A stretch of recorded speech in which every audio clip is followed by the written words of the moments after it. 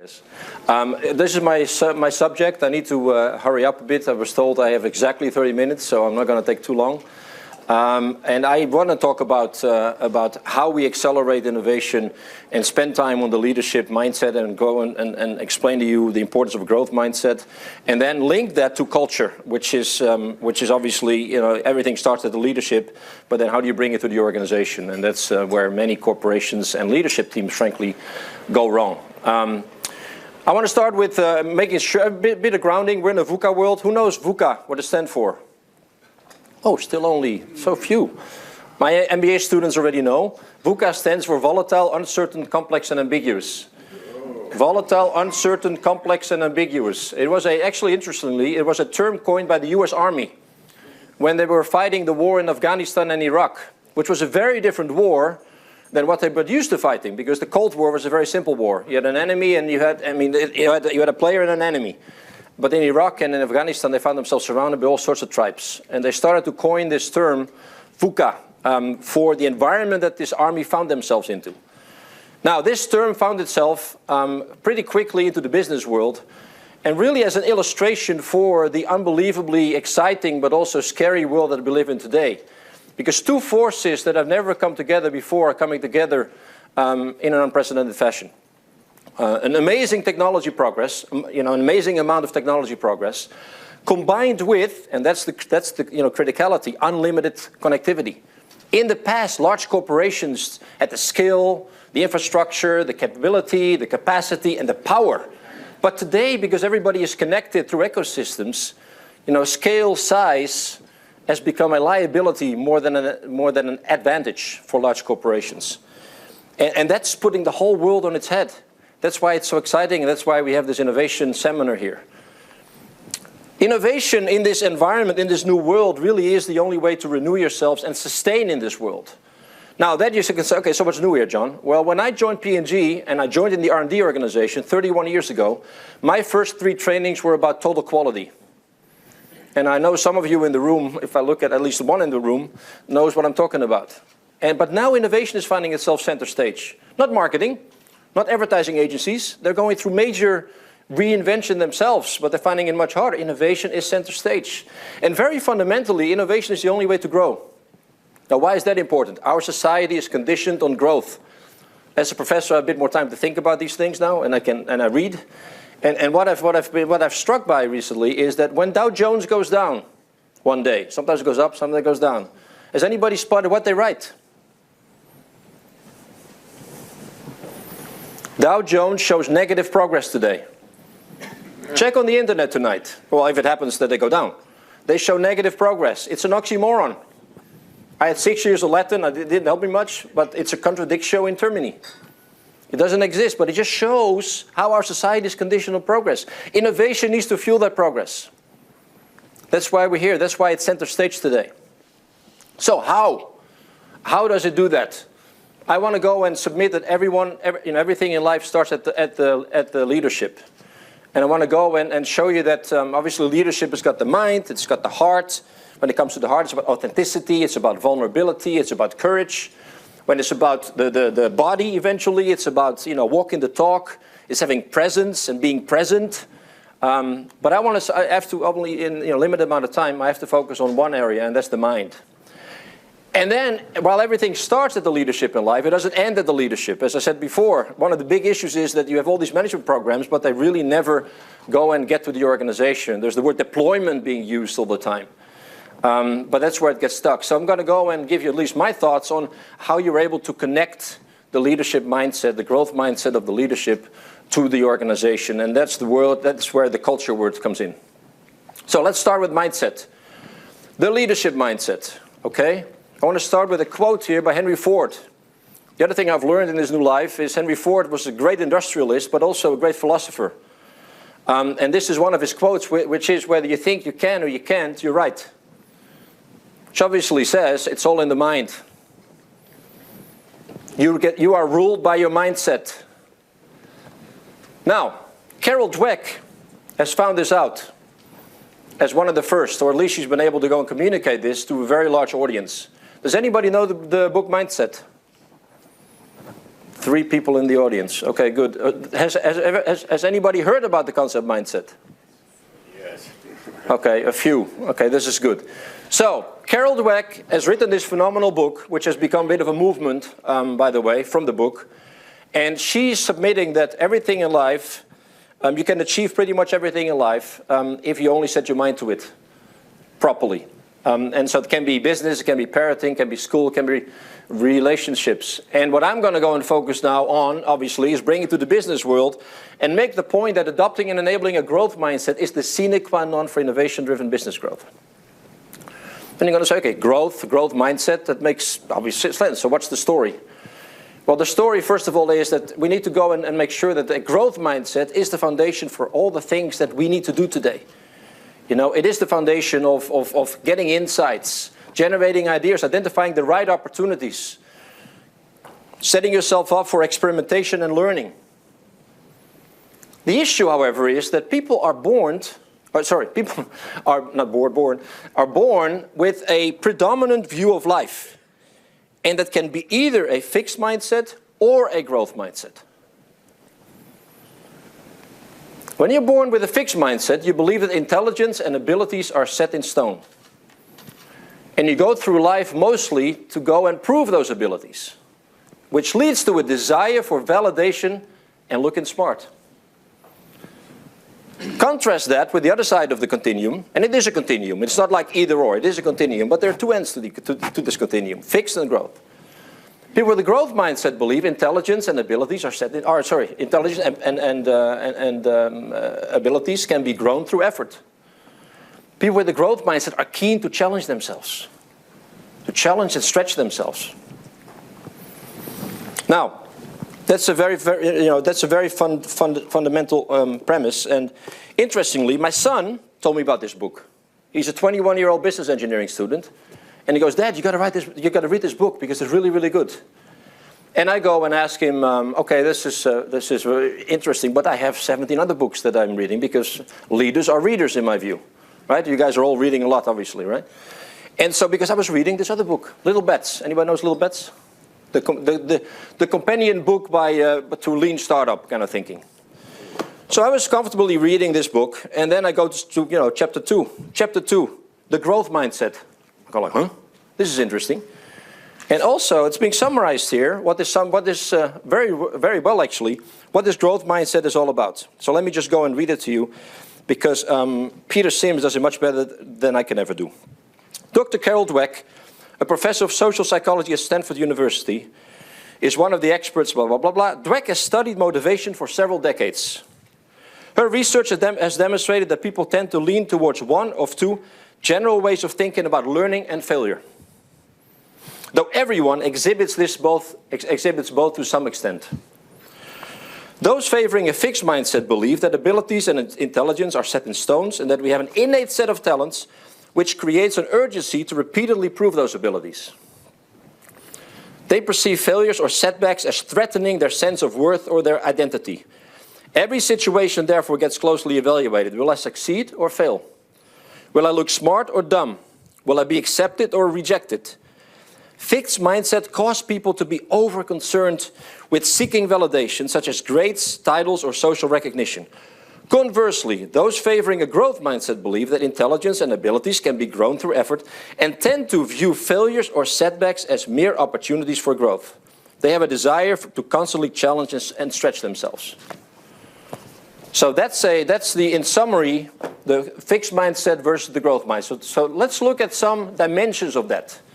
As a consequence, people with fixed mindsets, challenges, I want to avoid challenges. I mean, this would challenge my smartness, my intelligence per se. So why would I go and look for challenges? People with the growth mindset, they embrace challenges. It's the way forward. It's the way to grow. It's the way to grow and to develop themselves. Obstacles within those challenges. As soon as a fixed mindset person finds an obstacle, I'm out of here. So they find any way to just go and avoid it and move out. Obstacles are part of the story. Are part of the way to go and grow. They persist, people with the growth mindset. Efforts. People with a fixed mindset believe efforts are fruitless and needlessly tiring. Makes sense, right? People with a growth mindset believe effort, obviously without putting effort, how do you grow? Now this is a very interesting one, because this already shows the conditioning happening at the schoolyard. Who are the coolest kids at the schoolyard? Those kids that get the best grades with the least effort.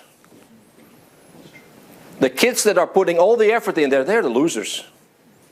My son comes home all the time, and he goes like, he's now 18, and he comes home and, my God, Alexander, he got this great grade, and he studied only 2 hours for it. Oh, it was so cool. Kids gravitate to this already at the playground. So the conditioning is starting early. When you have children, praise effort, not smartness, not talent. Praise effort. Handle criticism. People with a fixed mindset ignore useful negative feedback. People with a growth mindset, hey, give me feedback. Now, while the other one played out at the schoolyard, this played out in the business world. I'm not sure if you guys can relate to this, but in my experience, I've always found it to be incredible how hard it is to give people with a negative mindset feedback. And while there is kids that are 2 years in the company, or even 2 months in the company, you say, hey, Metzelaar, you haven't given me any feedback in a week. How can I grow? And it illustrates the fixed mindset versus the growth mindset. Success of others, people with a fixed mindset feel threatened by it. People with a growth mindset find lessons and inspiration from others. And here's the result. People with a fixed mindset, there's 2 components there. You limit your own potential because you don't focus on growth. You stay at the level where you are. But also, and that's even more important when it comes to the rest of the organization, because you're so defensive with a fixed mindset, you create a closed environment.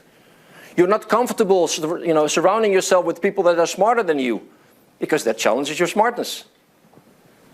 It's very pervasive across. You create a whole closed and fearful environment around you. People with a growth mindset, they believe they actually get to much more potential. And very often, fixed mindset people may be very talented initially, which is why they have become so obsessed with proving that and demonstrating that. But over time, you see many people that have a growth mindset overtake the quality, the power, and the potential of people with the fixed mindset. And of course, the key thing here, and that leads us to the organization, is people with an open mind. With the growth mindset, have an open mind. They focus on opportunities. They want to surround themselves with people that are smarter than them. Creates a whole stream of opportunities and of openness and possibilities within the organization. So in summary, here, and I've shown those dimensions again, we don't need to go through them again, but the key question is, where do you stand today? Where are you in the continuum? And it can be different. Depending on age, it can be different by dimension. Nobody is actually fixed in one or the other. And of course, now I see you thinking, many of you, well, okay, me, that's one thing, but where's my boss? Where's my spouse? Where are my children? So this is it's really important that as a business leader, you go and embrace this concept. Actually, Microsoft, Satya Nadella from Microsoft, he's really onto this thing, and he's rolling this out across his whole organization. And I know several other organizations are tapping into these concepts. So that's where it starts. And then, as I said before, the second part here is, okay, then let's assume that I am a leader that is moving towards the growth mindset, and I'm working with my lead team so that everybody is moving in the growth mindset to feed that innovation that we all need. How do you go and get it to the organization? That's where the word culture comes in. So the next part is, how do you marry the growth mindset with the culture of an organization? Before we move into culture, however, we need to step back for a second and look at how management came about. Because it has a huge influence on culture. Management came about to generate employee diligence and discipline, to organize for standardized work processes. This is back to Henry Ford again, but now in a different responsibility. And it was bureaucracy. The boss knows the most. So the boss is always the boss. Even if the boss tends to be wrong sometimes, he still will be right. The people don't know their followers. This is how management started. In the 70s, 80s, we started to move from bureaucracy already to what they call a meritocracy. The boss was not always right anymore. The people grew. There was room for argumentation. There was room for negotiation, for discussion, room for initiative by people, asking for support by the leaders. And now we're moving into what they call in literature the adhocracy. This is the first time in our lifespan where the boss knows less than the people. The boss cannot keep up with all this development in the VUCA world. So we're finding ourselves in a very different society. The expectations of leadership become very, very different. And the way forward, so leaders, like here, you would go and develop a strategy for 10, 20 years. We just talked this, right? Today, developing a strategy, having the boss develop a strategy or the lead team for 5 years, it's already very long. Who knows what the world's going to look like in 5 years? So the way forward is through fast experimentation, right? It's the whole lean concepts. It's, as this book beautifully says, you need to do things to learn what to do, which I found a very, very powerful, simple statement. So you need to get your people into the game.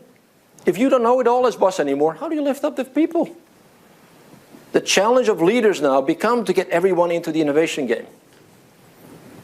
And that's exactly where the problem lies. Gallup, anybody knows Gallup, right? You guys know Gallup? You know, every year, same 12 questions I think they are, measuring employee engagement. Every year, hovering around 29 to 31%, 30% of people are engaged.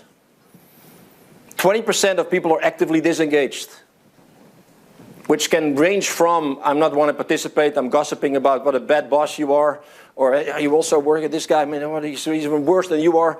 It is a negative gossip happening, or to sabotaging tests or sabotaging systems. 1 out of 5, guys. It's a huge number. And frankly, maybe the most worrying number is the rest is looking seriously like this. They start to think about the weekend on Monday. They start to plan and focus on their vacations already in January. The only thing they're concerned about is get my salary. They have no interest in your company, the success of your companies. This is the reality that you're facing. That's why you got to focus on culture. Processes, you're not going to do it. So the answer to today's needs is a culture that engages, that lifts people up. And then we need to go, and this is getting to the point on culture. Culture, as I said before, many people confuse culture with processes. You know, I'm doing lean startup, so I'm okay. You know, I'm doing design thinking, I'm okay. Culture goes much deeper than that. This is culture, definition. It's a system of values, beliefs, and behaviors that defines how a community connects and gets things done. It's about the values that you live as a company, that you express as a company, that you communicate as a company, that you live as a company. Now, most leaders are actually pretty good at these values. Purpose, values, principles. Right? You define that in one offsite in a nice castle. And then you put your poster down, you give a town hall, or a few town halls in all the sites, and then you think your job is done. But what happens? What are the beliefs with the people in your organization, and how do those beliefs translate into behaviors? Are you aware of that? Jack Welch, the first thing he would do at a plant visit, go to the line and talk to the people. Sense what's really going on. Not what filtered messages you get through the people that are working for you. So the challenge is, how do you go and get in touch with the beliefs and the behaviors of an organization and start to tap into that and change that to the way that you need in terms of getting people engaged? So the broader definition of culture, linking into that to the specifics of the business, how the organization gets the work done. It's a simple expression of that. It's also the smell of the place or the way of life. Some people call it sometimes. You can sometimes, mostly, you can smell the culture of a company by talking to the people. I remember, I always tell the story to my students, and maybe, is anybody from Unilever in the room? So anyway, I can tell the story. I applied at, become an engineer, and I didn't want to work in engineering, so I go and then do a check at Unilever, which was around the corner from Delft, and P&G. And Unilever was a very well-organized visit. It was like the army, and they were great. But at some point, I was trailing behind, watching a display or something, and I was called in. Hey, you guys, come here, join the group. I go, okay, sorry, I was just interested in the display. So I come home and tell my wife, I said, this is not going to happen at Rotterdam, sorry. I don't want to, this doesn't feel like, the smell of the place is not mine. P&G, I was put in the conference room when I arrived. Mr. Metzelaar, thanks for being here. I was put in the conference room and it was in the basement. Mr. Bush is going to be with you in 10 minutes. Well, it took 50 minutes for Mr. Bush to appear. And nobody warned me. And I go like, shit, that's really bad. But then as soon as Mr. Bush was there and others came there and they took me to the lunchroom and you could hear the international group, who cares about that organizational blip? The culture was right. That's to me the value of culture. And that's the way of life. I submit that what you need to establish to go and engage the people is what I call a love of learning culture as a way of life. And when I say learning, I don't mean developing trainings. I mean learning as a philosophy. Learning every day, being curious, all the things which I showed you before. All the things that go and pass knowledge, move knowledge, and generate knowledge. Because what is innovation fundamentally? Turning knowledge into money. In this world, you need to go and even more than in the past, much more than in the past, focusing on creating knowledge. Why I love a learning culture? 3 reasons. One is the fundamental thing, which is obvious, right? It is to get into this curiosity, open mind, needed looking for ideas, opportunities as a basis for leading change and pushing growth. It feeds your immediate innovation needs. But the second point, which is, again, this is why this visual is applicable. In today's age, things move so fast that you also need to go and keep on focusing on building capability and competence for the future. If you don't, you're going to fall behind that progress that society is moving into, that technology is moving into. So the learning, therefore, is not only something that is short-term as a way of life. It keeps setting you up for this world that you need to own and keep leading through knowledge that eventually you can monetize. And then the third one for sure is not being recognized by most, which is learning is a fundamental human motivator. People love to learn and grow. Why do people play the guitar on Saturday morning for 2 hours? They're not in a band, nobody listens. It's fun to develop yourself. As Daniel Pink says, learning is fun. It's a human driver for satisfaction, for motivation. Now, one of the reasons why I got into culture is because I've always been fascinated by sports teams, right? I mean, how does Leicester City become champion in the UK in the most demanding league of the world, right? The whole team costs less than one player, Manchester United.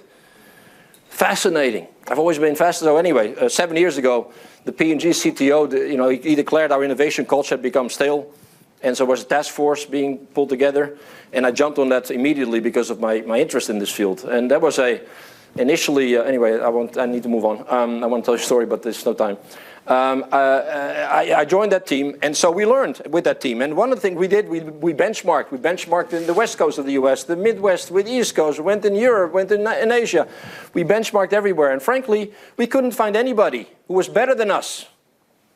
What we challenged ourselves to a degree that was probably pretty, was more profound than some of the others. And so that vision that we wanted to get to, we didn't really get inspired anywhere except by this book, which was already introduced in the 1990s. Now, anybody know Senge?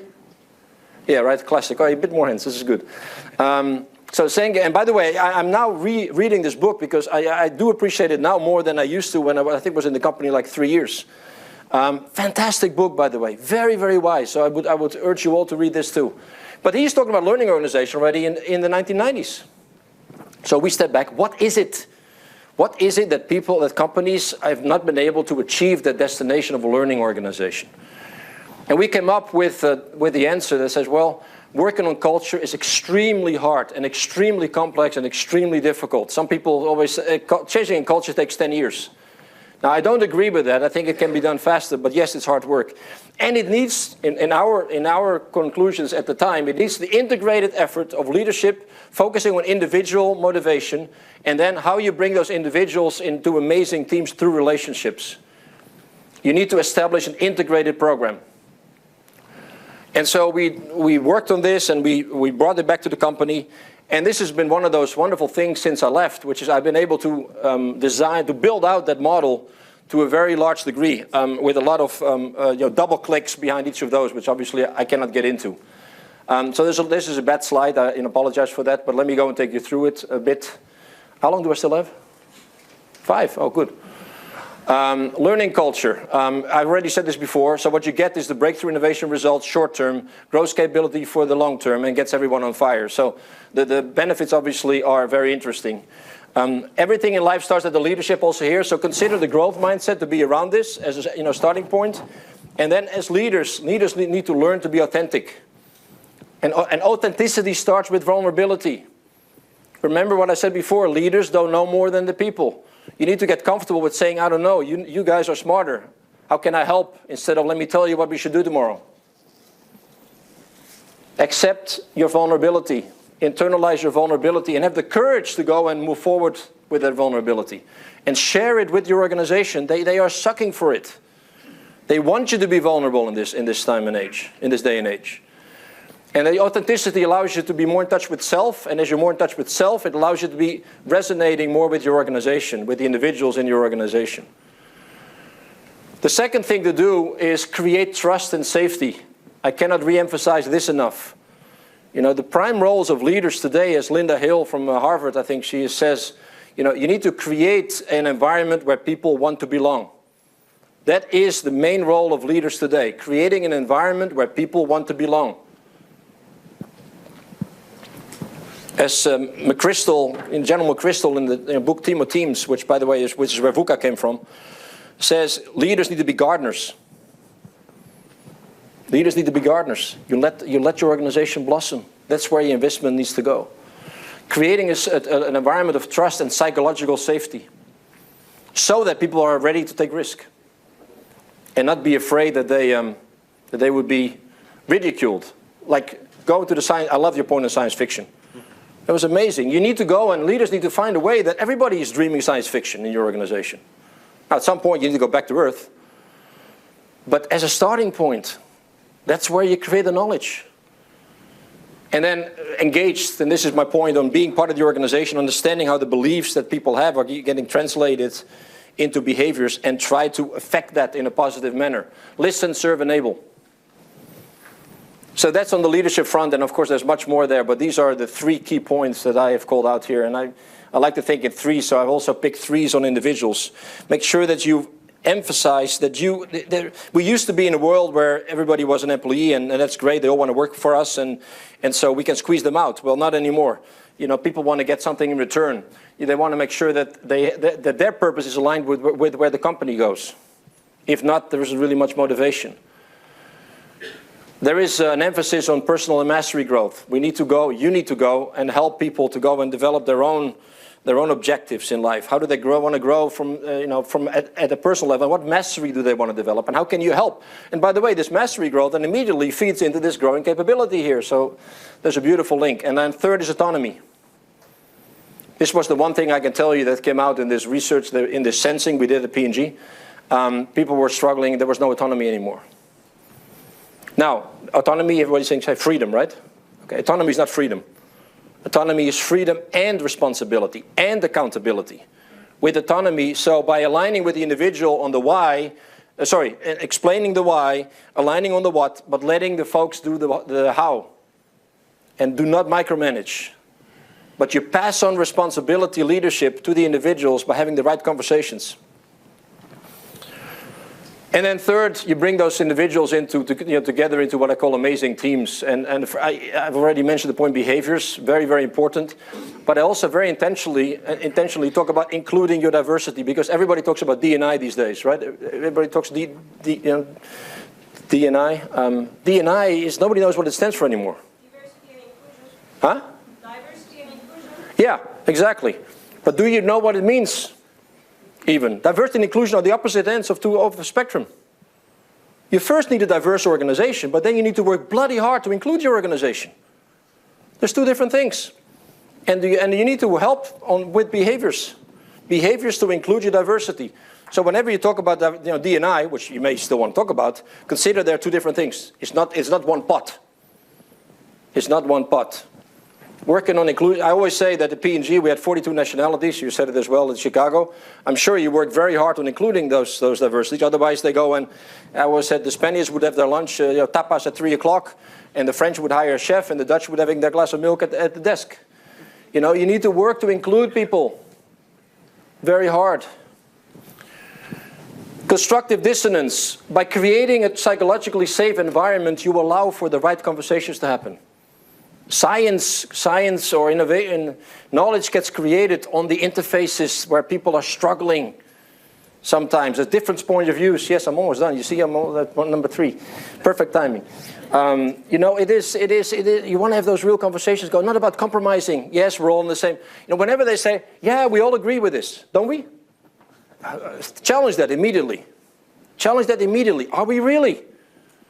When you're in a meeting and there's no dissonance, there's no constructive dissonance, obviously, go and challenge that. And third is, you want to get to more and more of these agile organic teams. And some of these things that would feed into the organic teams. So that's the model. Sorry to throw a lot at you at once, but maybe there's room that we can talk later on as well, if you're interested in a bit more behind all of that.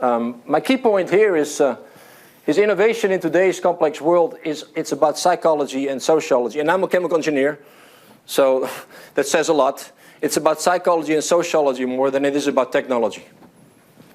Or in other words, the soft bit is the hard part. So whenever you think culture, don't delegate it to HR. This happens, huh? I mean, I've been in so many meetings, go like, yeah, well, they're working on culture. Who's they? The HR ladies, because usually it's ladies too. You know, 50 men, 2 women, they're all in HR. And we're talking about diversity and inclusion. So anyway, psychology and sociology. And so combining that leadership growth mindset with a lot more to an organizational learning culture gives you a recipe to go and move forward. But I'm also going to tell you it's hard work. But if you want to set your company up for this new world, then it's better you get serious about it, is my premise. And I'm sticking to it. Thank you for your attention.